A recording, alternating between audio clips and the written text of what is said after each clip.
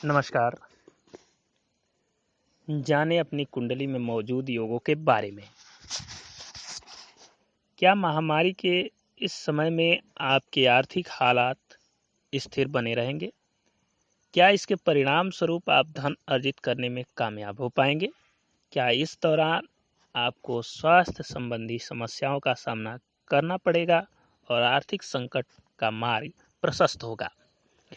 जब से दुनिया भर में कोरोना महामारी ने अपना प्रकोप फैलाना शुरू किया है, तब से हम में से ज़्यादातर लोग अपने भविष्य को लेकर चिंतित दिखाई देने लगे हैं।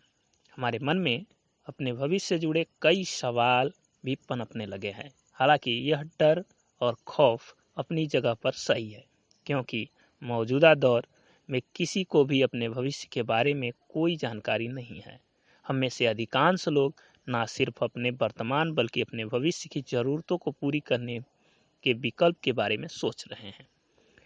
इस समय के बारे में कम शब्दों में कहा जाए तो ये सभी के लिए एक भयावह समय है। हालांकि किसी को भी नहीं पता कि कल को हमारे साथ क्या होने वाला है।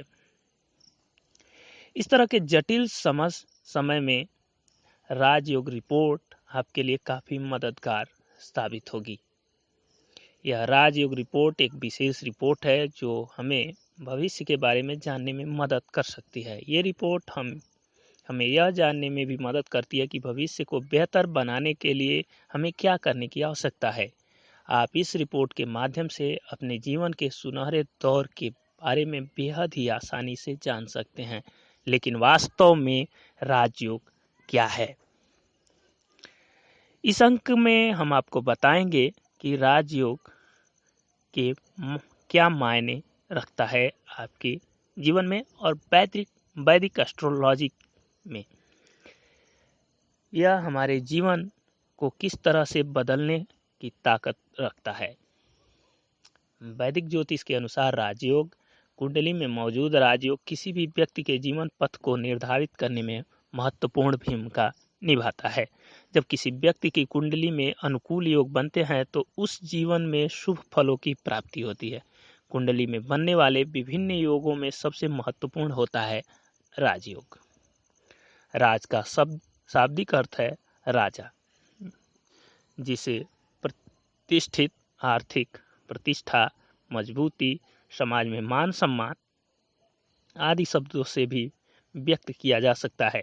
किसी जातक की कुंडली में राजयोग का होना यह बताता है कि उसको जीवन में कई तरह की सुख सुविधाएं प्राप्त होगी।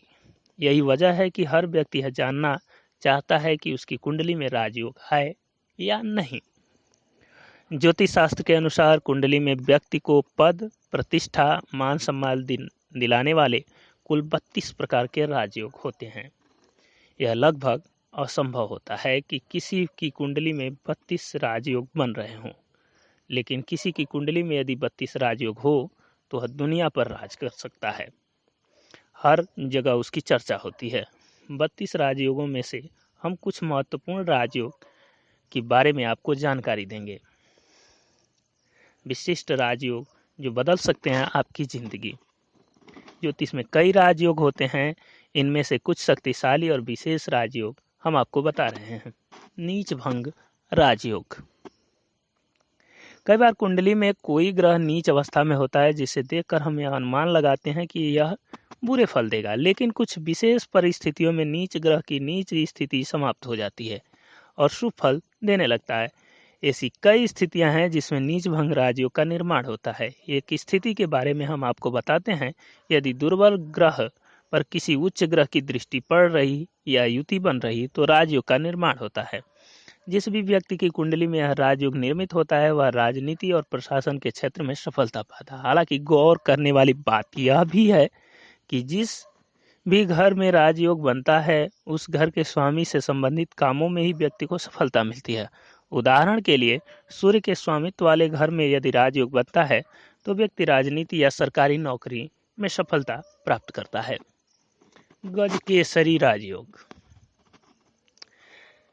इस राजयोग को बहुत प्रभावशाली माना जाता है। इस राजयोग का निर्माण तब होता है जब गुरु से चंद्रमा केंद्र यानी प्रथम, चतुर्थ, सप्तम, दशम भाव में विराजमान हो। या दोनों केंद्रस्थ हो। ऐसा व्यक्ति विद्वान होता है और अपनी बुद्धि कौशल से नाम और धन कमाता है।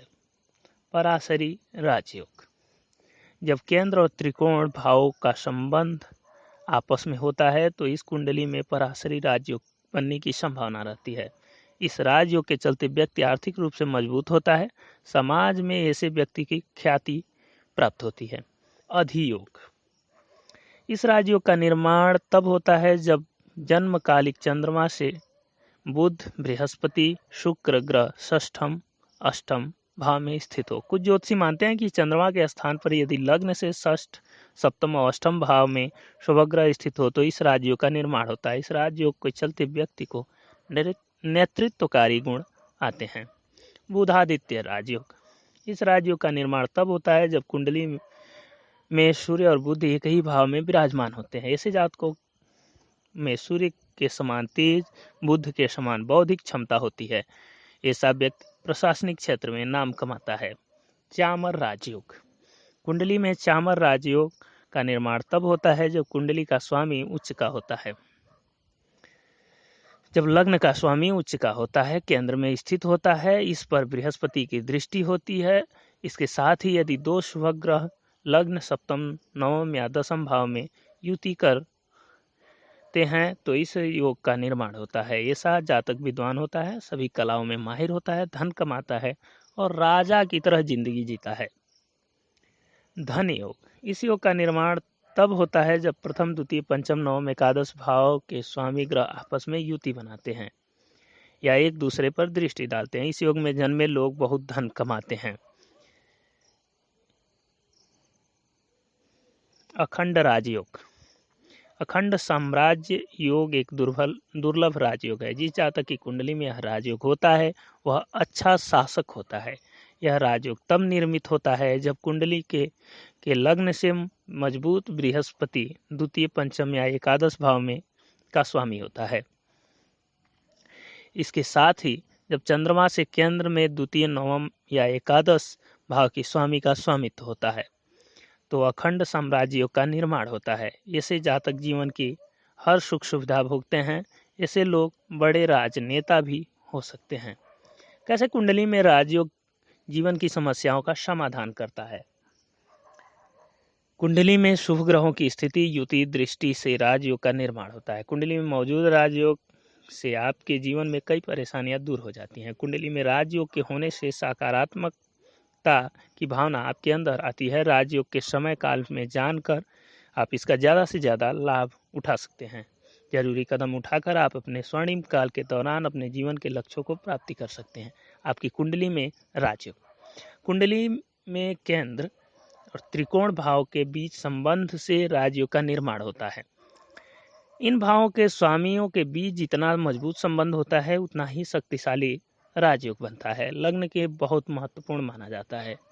यह केंद्र के साथ साथ यह त्रिकोण भाव भी माना जाता है।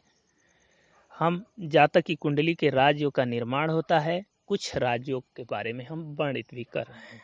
जब केंद्र और त्रिकोण के स्वामी एक दूसरे के साथ एक ही घर में होते हैं तो राजयोग का निर्माण होता है। जब केंद्र और त्रिकोण भाव के स्वामी एक दूसरे पर दृष्टि डालते हैं तब राजयोग बनता है।